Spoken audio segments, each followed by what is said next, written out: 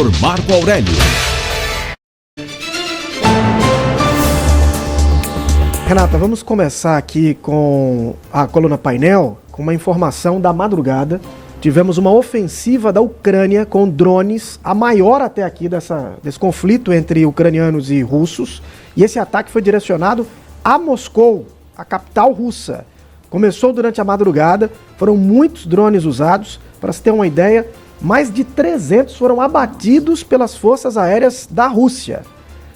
As informações são de 2 mortes, 18 feridos, as informações atualizadas, mas com muito impacto, escombros em Moscou, ainda que não tenham relatos de pânico na Rússia.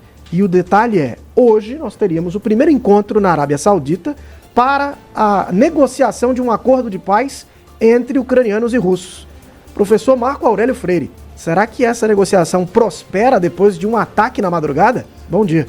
Bom dia, Vitor. Bom dia, Renata. Bom dia aos ouvintes do Manhã Cidade. O mundo está pegando fogo, literalmente.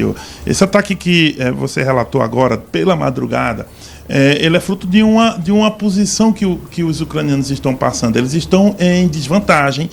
Houve um encontro entre russos e americanos que desconsideraram os ucranianos, e aí a resposta veio nesse sentido. Os ucranianos estão tentando fazer um grande acordo com os americanos primeiro, em relação àquelas terras raras, em relação aos minerais, até como pagamento de guerra de certa medida. Trump vem fazendo uma linha dura nesse sentido.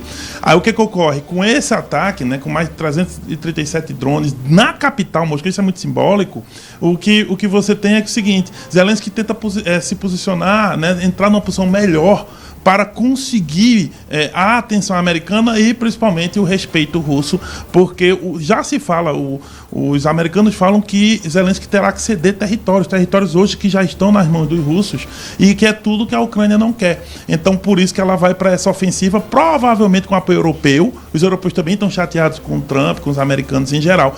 Quem está na Arábia Saudita, além do Zelensky, que já conversou com o príncipe saudita, o Mohammed bin Salman, é o Marco Rubio, que é o secretário de Estado americano, mas eles não entraram, eles ainda não sentaram para conversar. Sabe por quê? Porque em diplomacia tem um jogo. As delegações conversam, se chegaram a um acordo é que você vai para a foto.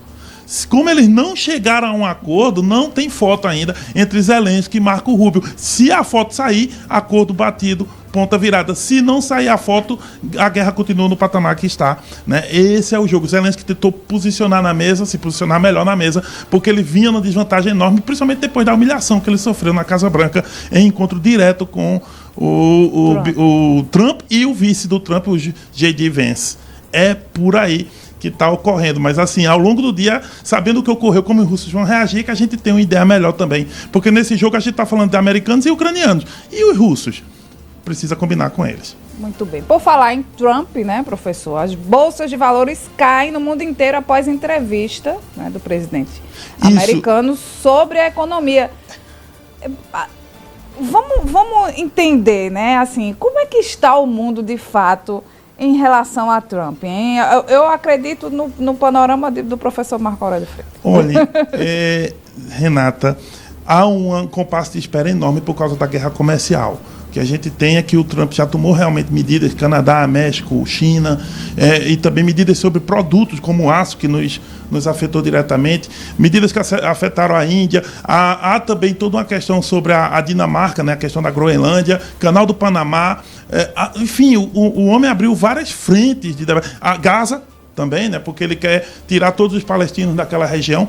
Enfim, ele abriu várias frentes de análise. Pode dizer, chegando. Emitiu mais de 100 decretos que ainda não passaram pelo Congresso americano. Então ele está governando na base da canetada mesmo, diretamente ainda. E fez o primeiro discurso no Congresso e teve reação dos democratas. Então, assim, o homem chegando de verdade. Agora, qual foi a declaração? No domingo, ele foi dar uma declaração à Fox News, que é uma emissora bem trumpista mesmo, ela é uma emissora de direita, e a declaração foi a seguinte: o jornalista perguntou, olha, pode haver recessão?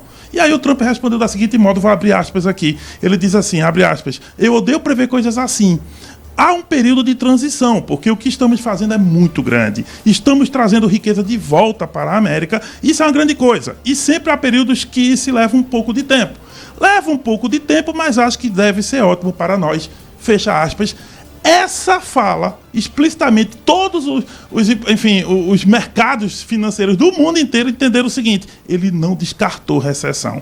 Qual é o jogo? Quando ele aumenta as tarifas para o mundo todo e o mundo retalia, é óbvio que os produtos podem ficar mais caros dentro dos Estados Unidos. Como ele já tem uma inflação que vem desde o governo do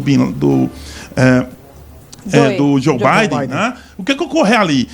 Há um risco de aumentar a inflação lá, e quando a inflação é lá nos Estados Unidos, é ruim para todo o planeta, porque todo mundo vende para eles.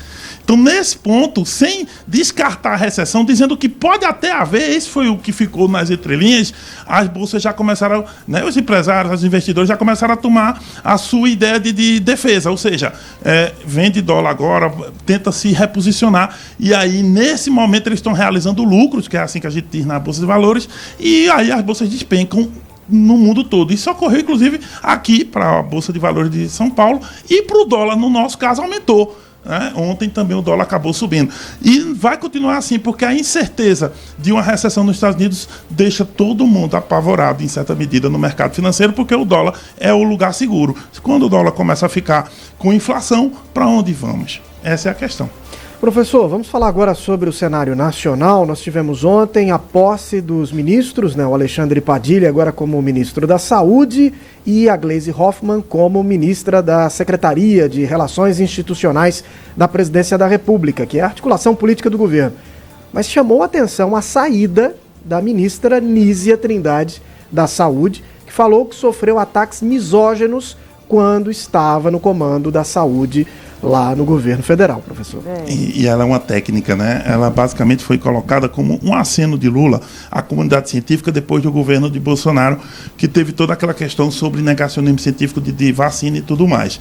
Só que ela sai muito satisfeita, ela faz essa alegação, porque ela foi realmente fritada, como a gente diz na política, né? Ou seja, ela ficou exposta muito tempo, demissionária, ou seja, vai ter demissão, não tinha hoje, não tinha amanhã. E no dia que ela foi demitida, foi no dia de um evento grande da pasta dela, no qual ela foi aplaudida efusivamente pelos funcionários do Ministério. Mesmo assim, ela caiu. E caiu por quê? Porque o Lula começou a fazer o rearranjo lá na esplanada dos ministérios, né? E nesse rearranjo ele está tentando reorganizar ali o time dele.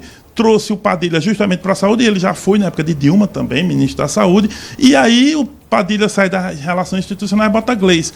A Gleisi tem uma coisa interessante, como ela era a presidente do PT, ela acumulou, sabe, muito desaforo no Congresso. Ela acumulou um olhar muito negativo sobre ela. O que ocorre agora? A aposta, muita gente do PT está dizendo, olha, mas quando ela era presidente do PT, ela falava para os militantes, ela defendia o partido, mas ela como articuladora, ela é diferente. Essa é a aposta que seria aí, talvez, a grande aposta de Lula dentro desse jogo. Bem, eu não sei se as pontes foram dinamitadas, sabe? Porque, de todo modo, a posse dela foi muito concorrida, lá mais de mil pessoas lá no Palácio do Planalto, mas grandes líderes de partidos mesmo não foram. Foram poucos líderes e mesmo assim, né, um ou outro ali, o Reinaldo Bulhões, alguns. Mas, em geral, os líderes partidários estão se afastando. Veja, Kassab estava onde? Aqui em Pernambuco. Então, esse jogo, ela vai precisar mostrar, ela já está fazendo alguns almoços, começou aí a articulação. Vamos ver se ela tem, ela tem essa virada da mesa, de mesa no jogo do político, mas o que se espera dela hoje é mais atrito do que conversa. Mas aí, a conferir. Muito bem, professor Marco Aurélio Freire, muito obrigado e até amanhã. Até amanhã. Manhã Cidade.